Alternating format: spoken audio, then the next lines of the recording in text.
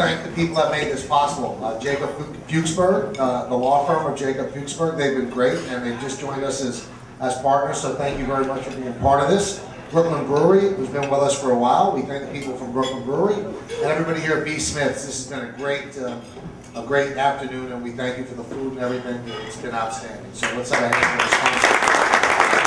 How's everybody doing? Good. Right. How you doing, Spike?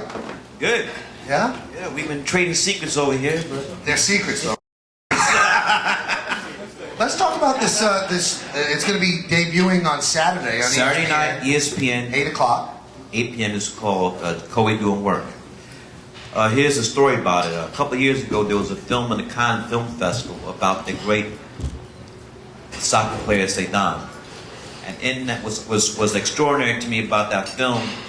A documentary was that they had 10 cameras all on him throughout both, the whole match. So I said, this is great, but I think it would work even better with basketball. So I got a DVD of it, and I gave it to Kobe. Kobe's a huge soccer fan too. In fact, he started playing soccer before, basketball, and growing up in Italy. And then you'll see in the film, he speaks like 4 fluent languages too. And so I gave it to him. He knows about Zidane, so we should do this. And he said, cool. So I went to ESPN, Keith Clinkscale.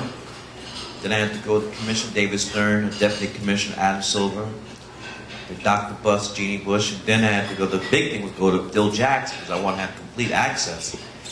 And in the Zidane piece, at halftime, they went around the world, did like what was happening in the world, all around the world this particular day. I wanted to go in the locker room. So Phil Jackson gave permission to bring 2 cameras in the locker room. So we're in the locker room, his pregame talk. At halftime, we're making adjustments. I had to make adjustments because Tony Parker was killing him. He scored 18 points in the first half and after the game. So what was amazing to me is that they were completely unaware that we were there.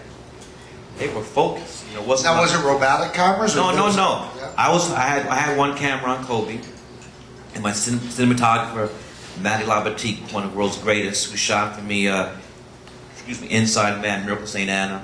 This also, the 2 Iron Man films. He was on Phil Jackson, and so we were right there. They went, and Kobe was mic'd throughout the whole game. And we want to have the access, so that's what Phil Jackson gave it to us.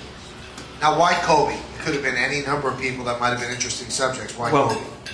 First of all, there's only a couple people ESPN was going to finance.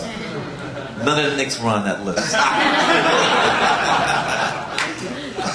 Like yesterday, we showed this at the campus in Bristol, and I asked John Skipper, who had done it for one of the Knicks, said, yeah, but not for this price. But Kobe was having an MVP year. He did win MVP. And a lot of people felt that not only would they make the finals, but would win. They end up losing to Boston because Boston is too physical for him. But he was the choice. And this year would have been LeBron. Now, in terms of the 10 cameras on the soccer player, how many cameras did you have on They Kobe? had 30. 30 cameras. And he was mic'd. Now, how do you mic a basketball player? Doesn't he have to wear a pack on his back? It's like a Velcro band that goes around their waist, and the microphone's right under their jersey. So obviously it's not inhibiting. Now, did he have a good game? The game was a blowout. Mm-hmm. He even played the 4th quarter, but what made it interesting is that I've always wanted Kobe to come in and do a commentary on it after it was finished. Like most directors, when the DVD comes out, you do a director's commentary. I wanted him to do the same thing. So that game was April 13th, 2008. So this season, I was in LA 4 times when the Lakers was in town, trying to get him to do it.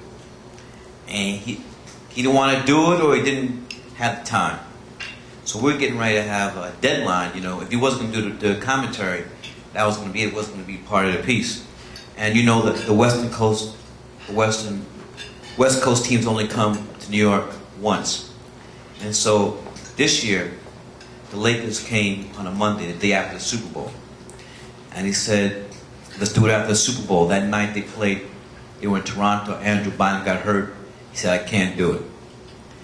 Are you just dying when all this is And I'm happening? dying, because I'm thinking he's like blowing me off. And he says, we'll do it after the game. I said, you're not going to do it after the game, so do it after the game. So it turns out that's the game he scores 61 points. So he's in a good mood? Oh, he was in a great mood. So it's better for the film he scores 61 points. Because he said on the commentary, even the post-game conference press conference he did not want to lose that game because he knew I was going to give it to him in the studio. But it was best for him. He was in a great mood. And his basketball IQ is off the chart. And so throughout the whole thing, we just sat him down in the studio. We had headphones on, put the microphone in front of his face. He just stream of consciousness, just talk while you saw the documentary. Now that runs throughout the documentary, or you just pick snippets? Oh no, from beginning to end. Really? Are you happy with the work? Oh, it turned out very great. Yeah. Yeah. He's an interesting guy, too. Yeah, but the thing about this is that, Mike, we don't deal with anything that's off. This is just about him. Just about that game. That one game. Uh-huh. Locker room and the game. That's it. Now I wonder when somebody gives access like that. I mean, Kobe Bryant is already as big could be. Phil Jackson is as big could be. What's in it for them? Why would they allow you that kind of access? Just because they feel the world should know? I mean, is it hard to convince them? They trust me. It really came down to trust. Because Phil Jackson never ever allows a camera in his locker room. But he still loves the Knicks, you know. People forget his first 2 World Championship rings with the Knicks. And he knows I understand the game. I love the game. He knows my filmmaking abilities. And so they trusted me to do this. To show another side of the game that people don't necessarily see. So again, it's Saturday on ESPN at 8 o'clock. I'm told it's also going to be commercial free, right? When it's on? Commercial free. The premiere broadcast. Right. And they're showing like 23 other times. Get their money's worth. Now everybody knows how big a Knick fan you are. Right. And what people don't realize is that Spike sits in those seats, but you actually pay for them, right? Or the Garden? Yeah. Yeah. Why? I mean, it hasn't been pretty. I got my season tickets the day after we got past the draft. And I was in the green. And then every film I just worked my way down. Because before, they used to give those seats out. And someone in the front office told me, we're finally going to start selling those seats. I said, put my name on the list. I've been there ever since. But it's been last couple of years it has been rough. Is it hard to write that check knowing that they're going to lose 50 games?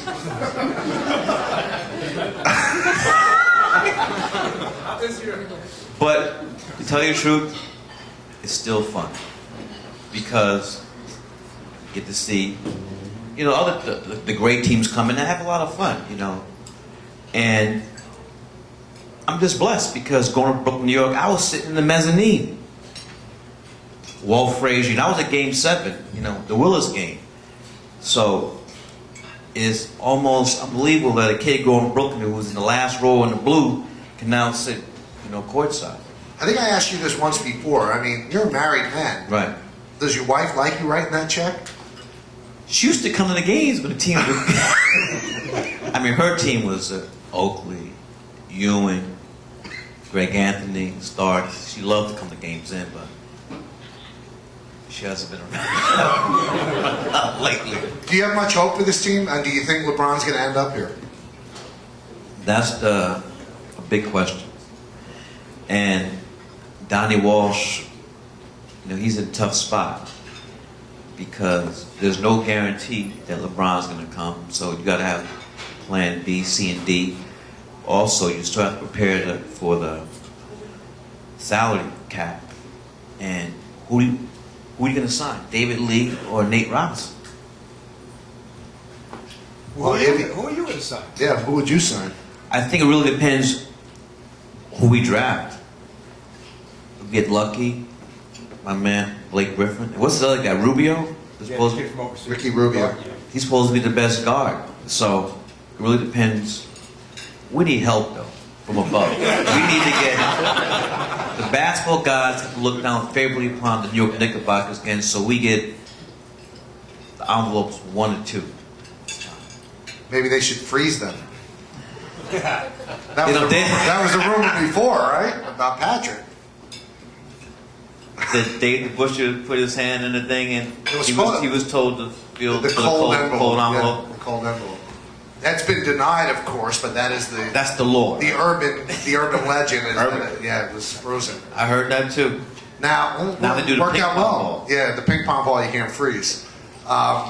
You're also a baseball fan. You've been to both Citi Field and the new Yankee Stadium. What do you Yes. think of them? Well, I went to the open day ceremonies for the Jackie Robinson Rotunda, which was great. I've not seen a game there yet. Saw a game at Yankee Stadium, and new stadium was great. I was the last time I went. First time I went, had one of those legend seats cards, so food there is amazing. I went there like 4 times, and it was twice really because one game got rained out. I think that was that Sunday afternoon game, and then I came back for another one. But Now the Legend Suites, you get as much food as you want, right? Yeah. You don't have to reach in your pocket. now is that somebody gave me the ticket, so I said I'm going. You ate a lot. Yeah, the food's great. Now, would you ever do a show? Would you ever do a film like you did with Kobe on a baseball player? Can't. Why not? It's not enough action. The best sport next would be football. If you could, probably you can do it in NFL, maybe college. If you could wire a quarterback and then somehow put a camera in the helmet, that would be dope. You listening, ESPN? We can do that. Let's talk about some of your films. People might not know this, but there's kind of like 6 degrees of separation with the two of us because one of Spike's great movies, Do the Right Thing, and my uncle was one of the stars of the movie, Danny Aiello. And you told me before, and I couldn't believe it, it's 20 years coming up, huh? June 30th will be the 20th anniversary of Do the Right Thing. So, 20 years.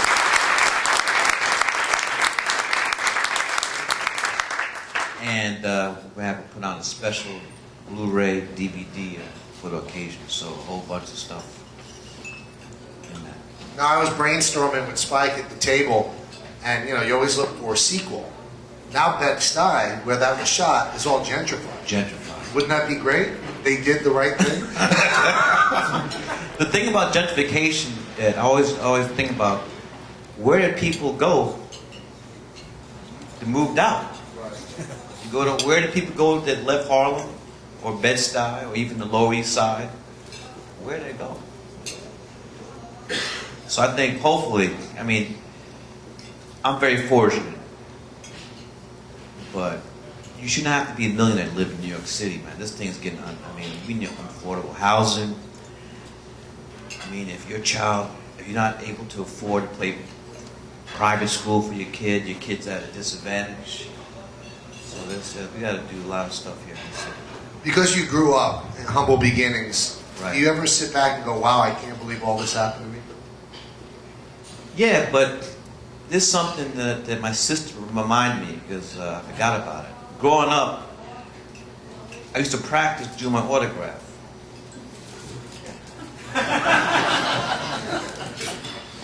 I I did. just signed it. I don't know why. I used to practice my autograph all the time. It's not because I want to be an athlete. I didn't know what I wanted to do. I used to practice. But early, I wanted to play second base. When I growing up in Brooklyn, I was a Mets fan. I'm not gonna lie. I hated the Yankees. You've come over to the evil empire now, I haven't know, you? but I'm talking about the Yankees of Mike Kekich, Stan Bonson, Fritz Peterson. Ooh, George Clark. Ooh, that was horrible. But then you had Seaver, Kuzman, Cleon Jones, Tommy Agee, Jerry Brody, Nolan Ryan. I mean, in '69, my mother wanted to go to school because games 3 and 4 were at Shea Stadium And back then, the World Series were afternoon games. My father said he's not going to school. He'd go to the World Series. Wow. So another thing, because my father loved sports, and remember that big game when UCLA played Houston Yeah. in the Superdome? The game came on like 10 o'clock at night, Elvin Hayes against Lou Alcindor. and his eye was messed up. I wanted to watch the game. My mother said, he's going to bed. I said, he can stay to watch the game with me. So my father's always, he's the one. I'm doing the same thing with my son. But my son plays hockey. Really? Chelsea Pier. I don't know how that happened. His favorite sport is hockey. So I could get up like 5:30, 6 a.m. in the morning and take him to Chelsea Pier. I enjoy it. He had a concussion this year. So he's I told him if he doesn't gain 15 pounds, he's not complaining more because he's too light in the butt. They check him, he just goes flying. Now, do you go to Ranger games now because he likes it so much? Yeah, the Knicks hooked us up. I went to the game where took my son. He was on crutches because he had tore his ACL. He's accident prone. The game, they were up 3-1 and lost. And Now, if you could trade all... have you noticed though that the Rangers were up 3-1? And like, it's not even a big deal. It's hockey. I hate to say that, John McGregor. It's hockey. Really, it's almost like the fifth sport now. After NASCAR. Because I remember the Knicks being up 3-1 and Charlie Ward with it.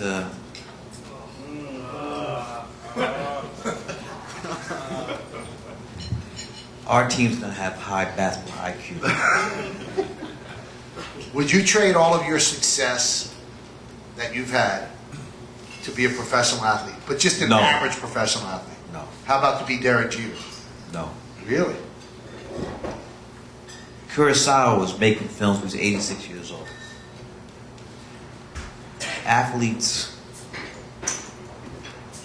that thing is brief. And I admire them. I have a lot of friends who are the greatest athletes. One would be Michael Jordan, but I would not change places with him at all. Not even Jordan. Come on, not even Jordan. Not for a even. day? You didn't say for a day. You said switch lives. I would All do right, it. so not even. Yeah, you wouldn't switch lives with Jordan. Because you're 40 years old, then your life is over. You could do other things. You have a second act. How many people do that? Not many. Most of these guys, everything is wrapped up in their athletic careers like they're dead. Play golf, and that's it. They always say the worst part about being an athlete is you die twice. Yep. You retire and then Baseball, you go to old timers game. They roll you out there.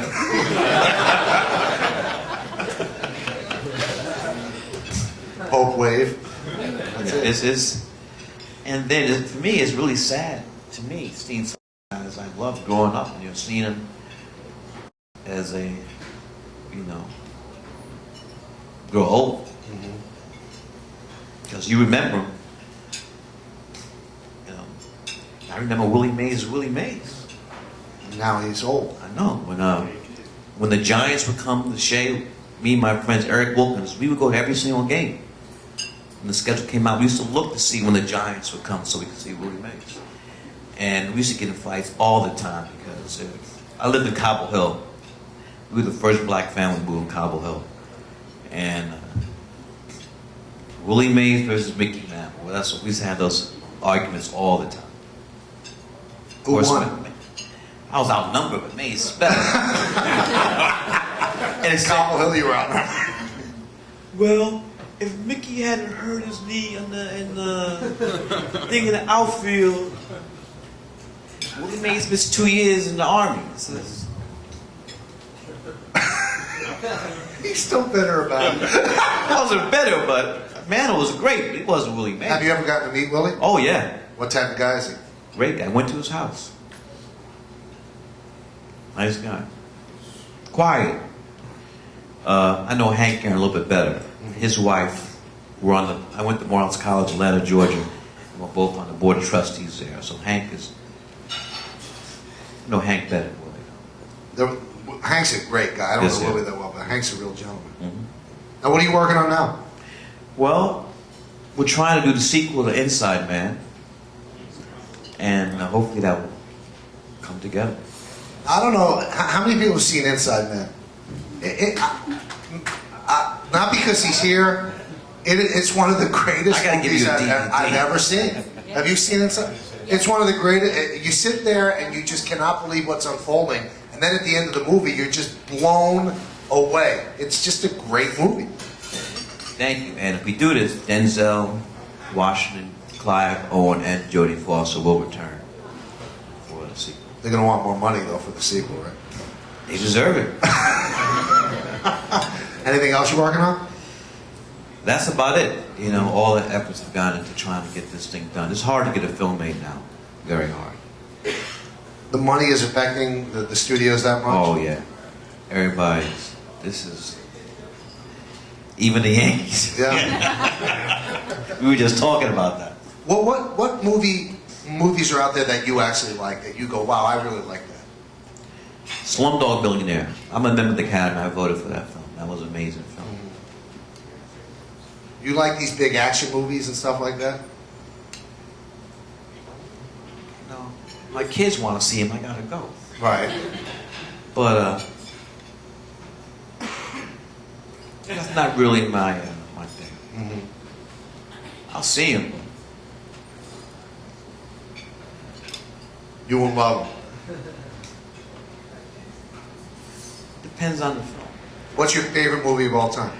Well, that's a list. Yeah, Scorsese's, Mean Streets, Raging Bull, On the Waterfront, Godfathers 1 and 2,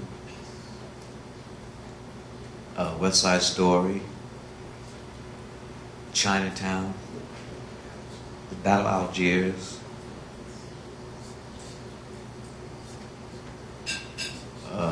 Rome Open City.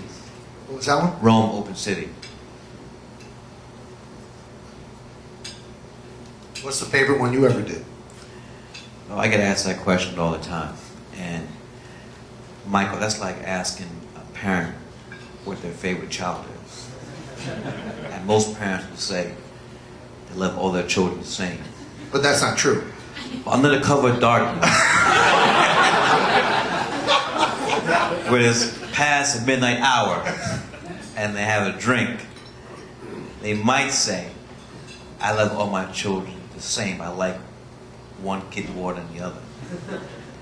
So if I can answer the question that way, I would say the ones I like, I love them all, but the ones I like more than the others are Do the Right Thing, Mo Better, Jungle Fever, Summer of Sam, Four Little Girls, When the Levees Broke, Bamboozle, Do the Right Thing,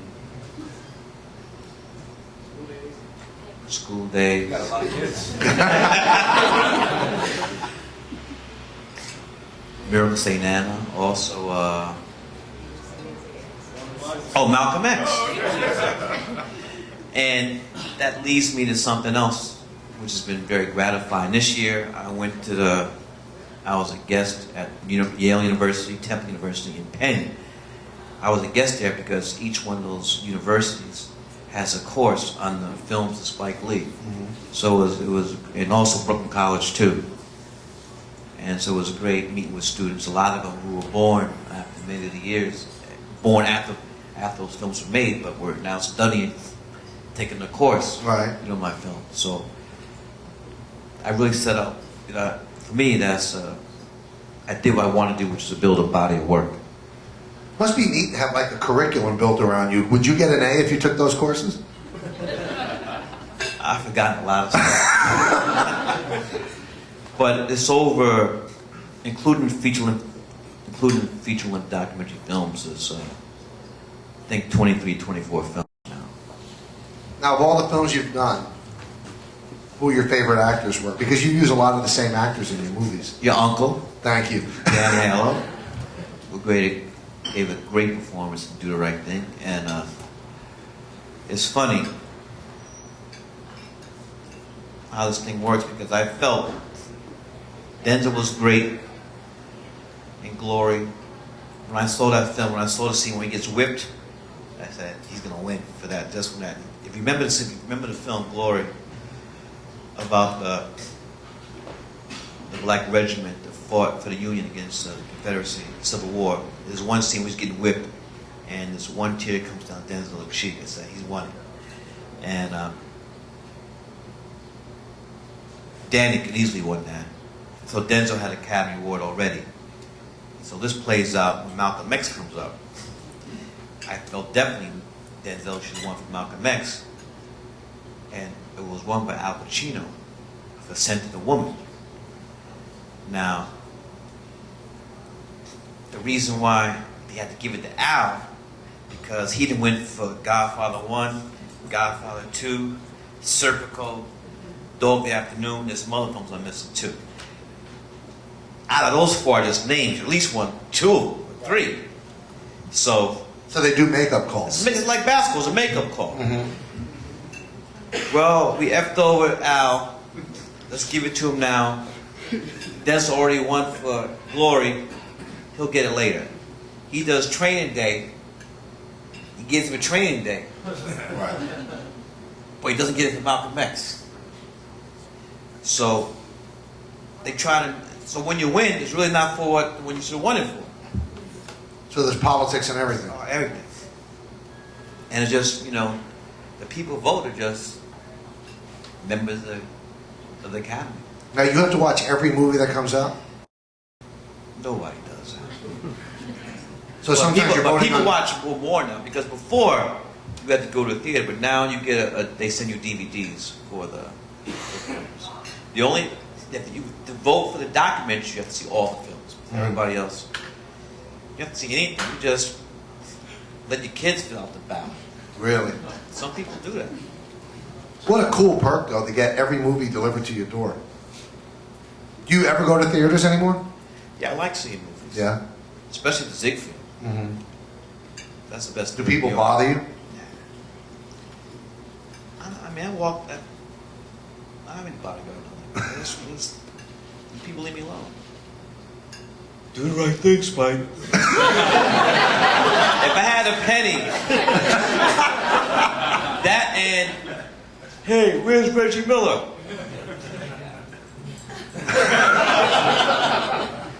Where is Reggie Miller? He's doing stuff on. We're good friends too. He's doing stuff on TNT, doing a great job. But I hear that all the time. Do the right thing, and where's Reggie Miller? Oh, amazing body of work, as we mentioned, and the we call it a film, although it's on TV. Kobe Documentary. Documentary. Kobe doing work. Saturday at 8 p.m. on ESPN, commercial free that time, and as you said, 23 other times there'll be commercials in. Yep. So on ESPN HD, Spike, it's great seeing you. Let's talk about the Yankees a little bit, though. Let's go. Got a minute. What do you got? What's happening? What's up? A lot of injuries. They'll be all right. Right, Brandon?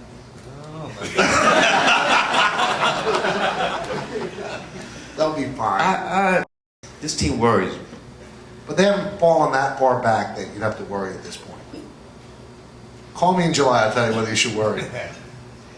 But the way they've been losing, to lose 5 games to the hated Red Sox, people stealing home on you, like it's all right. That's Not all right. throw a bat or something. You know, somebody steal home. Get mad. I believe that if you look at where they are right now, they're 1 game under 500. Chien-Ming Wang has a 35 ERA. Posada's hurt. A-Rod's been out for 28 games. I think they're all right. I mean, for them to tread water with all those things happening to them, things will get better. I don't think they can get worse, and they haven't fallen that far from the pack. What about the pitching, though? I think the pitching's going to be all right. I actually believe Wang will be okay, and then you've got Burnett and Sabathia. That's Sabathia is a that's 3 beast. starters. I think Java is a good starter. And then Who's Andy fit? Pettit. Now the bullpen, you want to worry about that? Okay, you can worry about that. That's, I mean, when Brian Bruni gets back and Marte, if the bullpen still struggles, then they're in a lot of trouble. But I really believe that they have. Mariano's one of my favorite all-time Yankees. How much longer can he pitch? Yankees are hoping a year and a half more. I think I hope so. I pray to God that's true. he's still got good stuff. He's about a mile or two short, which really does make a difference, and he did have shoulder surgery. So I think he's going to be all right. But look, as I said before, he's one of my favorite Yankees. But it doesn't look like teams are scared anymore. Especially the Red Sox. They got his number. It seems like people used to tremble when they step in. Now they're just taking whacks. Most of them still tremble. The Red Sox don't. But the Red Sox, he's faced the Red Sox more than anybody else. He's also blown more saves against them than anybody else. But he saved more against them, except for the Orioles, than anybody else. And he's 39. But let's make it save more since when? Well, I mean, I'm going back the whole time. I know, right? but let's Cut it down more? No, there was a point though where things shifted though with the I Red Sox. think in October of 04. It's been different since. Yeah, it has. Red Sox are a good team. They're a good organization. And Did you read Messina blasted him in that book though? don't get me started on Messina. He blamed the whole thing on Mariano. I blame the whole thing on Joe Torre. He brought in Mariano when he should have brought in Tom Gordon. He brought in Tom Gordon when he should have brought in Mariano. He didn't bunt on a guy who had blood coming out of his ankle. He didn't steal against Tim Wakefield. Can I ask you a question? Yeah, Why did Kevin Brown start Game 7? they had nobody else. It was either Brown He or could hardly Vasquez. walk out to the mound. They had nobody else. It was either Brown or Vasquez, and they brought in Vasquez, and they gave up the grand slam to Johnny Damon. Once they lost at 3, and it was 3-3, it was over anyway. They sent Cy Young out, and they would have lost that series. Game 7 was done. Fait accompli. So they had given up? No, they hadn't given up. The Red Sox they were on a roll. It was like an avalanche. They couldn't stop. I don't think the Yankees will ever recover from that yet. It's a hard thing to recover from. No one's ever come back from 3-0. That's why I haven't recovered from it. I haven't recovered from it. I wasn't even playing the game. I still have nightmares about that. Yankee fans haven't, because now you have nothing to throw back at Red Sox fans. You can't say 1918 anymore. They just say 2004. They've had 2 Worlds. Yeah. And the Celtics won last year too. And the Patriots have 3. Yeah, but thank God for David Tyree, though. It'll be like a barrel. Boston's now the city of champions. They've done the right thing. They're doing something better than we are, but it has to stop. He's aggravated. Anyway, I have to go do my radio show. Spike? Thank you. Really, thank you. Saturday, 8 o'clock. Kobe doing work. The great Spike Lee. Thanks, everybody. Thank you to be...